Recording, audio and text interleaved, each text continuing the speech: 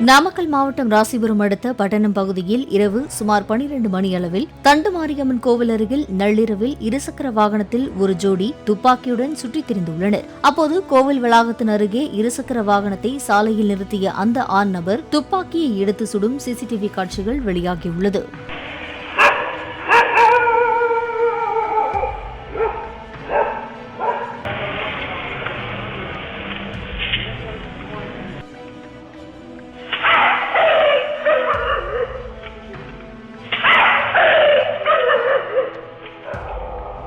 அடையாளம் தெரியாத அந்த நபர் சாலையில் சுற்றித் திரியும் நாய்களை சுடும் நோக்கில் சுட்டாரா அல்லது வேறு எதையாவது சுடுவதற்காக துப்பாக்கியை பயன்படுத்தினாரா என்பது தெரியாத நிலையில் ராசிபுரம் காவல்துறையினர் விசாரணை செய்து வருகின்றனர்.